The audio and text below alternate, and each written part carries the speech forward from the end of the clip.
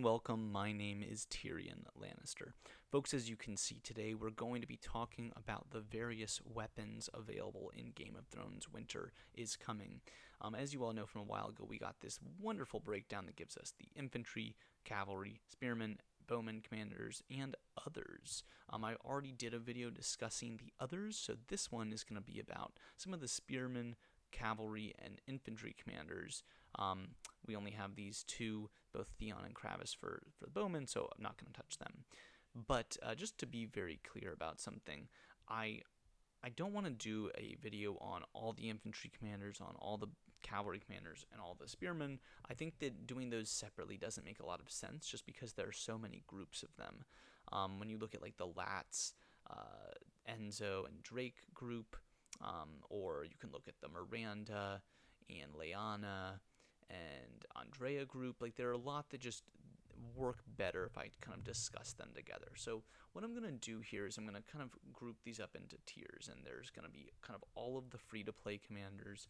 We'll do one on, kind of each of those three like groups of them, and that'll be kind of how I go about doing it. So this video, I'm going to go ahead and talk about the Andrea, Lyanna, and Miranda group. So all three of these commanders are paid commanders, and they are kind of, I think of them as the base commander you would get for a particular troop type. So Miranda gives the 30% of all stats to spears, Lyanna gives 30% of all stats to cavalry, and Andrea gives 30% of all stats to infantry. As you would expect, then they're going to give you 27.5% infantry, cavalry, or spearman attack, along with 6.88% total health. It's just kind of what they all start with. And then at their max value, it'll go up to 55% of the respective attack and 13.75% for total health. Now, all of their awakening abilities are very, very similar. If I go here, they're very, very similar because each of them have a very similar awaken ability. Essentially, what their awaken ability is, if we go to our commanders, and let's just go to Lyanna. So her awakening ability, if I can pull it up. Perfect, here we go. So when the cavalry's proportion of your troops is greater than your enemy's infantry, you get cavalry defense plus 30%, but when they're more cavalry, when you have less cavalry than your opponent has infantry, then your cavalry attack gets 30%. So it's either a 30% defense or 30% attack, just depending on that proportions. So what do they do with that when it comes to the weapon awakening? Well, they build on that. So if we go to Lyanna's, again, it says that it's going to be changed to increase cavalry attack by 35%.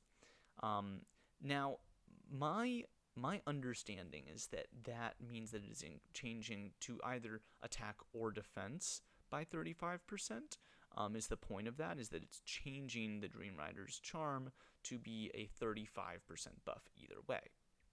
Then, it says every time Lyanna Waters casts an active skill, it randomly increases either cavalry defense or cavalry attack by 5%. So this is a new addition. This has very little to do with the actual awakening ability. It's basically like the Robb Stark ability, where every time the cavalry attack, you get plus 2.5%, but this has to do with whenever it is an active skill. So you can imagine that this is going to synergize really, really well with a Layla Mormont, who's going to give you a bunch of extra active skill chances, or Salma, who gives active skill chances. So now that kind of bonus you're getting comes from using active skills, and you get another 5% on top of that.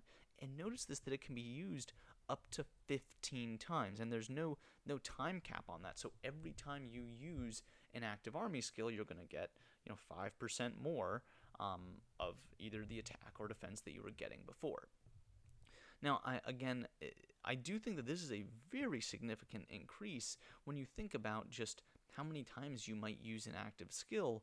I gotta say, I find it hard to believe you'd ever use 15 active army skills in one set. That seems like that would be a crazy high amount. But if you did, I mean, that's a lot of bonus cavalry attack or defense that you would be getting on top of the 35%.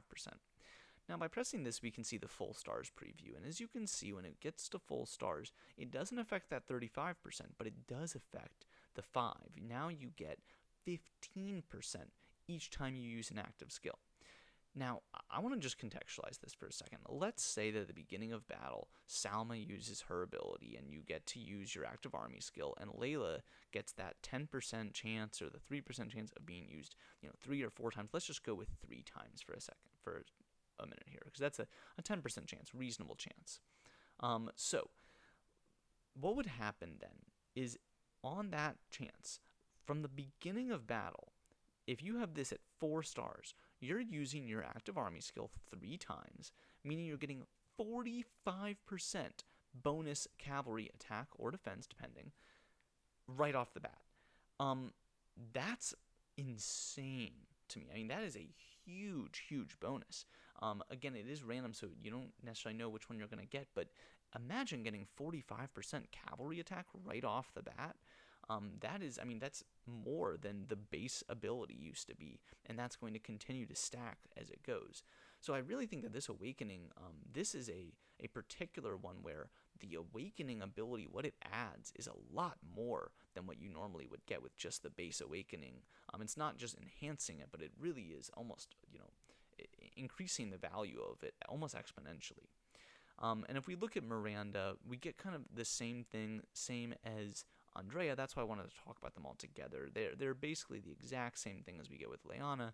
Of course, the difference is that with some of the others, like Andrea, or with Miranda, there's less synergies that are going to give you more of the active army skills, and that kind of are going to synergize best with this. I think that honestly the strongest is Leanna, because you can synergize it with Layla and Salma and other female commanders.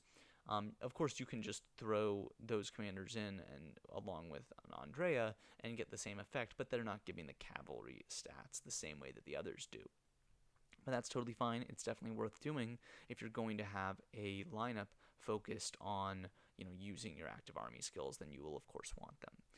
But that's kind of the gist of these 3. The Lone Ghost Blade, the Pearls Tier, and the Swamp Whisper. And I gotta say, I love these art. The Swamp Whisper especially. It looks almost like a banjo. It's very, very cool. I'm not sure how much of a useful weapon it would necessarily be, and I kind of have that reaction too for Leanna's. I mean, what are we? It looks kind of like a butterfly, but definitely Andrea's. I mean, that looks like just a very cool sword. So, whichever one you like best, I guess doesn't really matter at the end of the day, but the important thing is the stats that they give you, and then of course all of them give an army size bonus of 5,000 once it reaches 4 stars. So once you get 4 stars, you get that bonus 5,000 army size. Well, folks, I hope you guys enjoyed this, learning a little bit about Leanna, Miranda, and Andrea's weapons. And until next time, my name is TyrionLanstr. I'll see you then.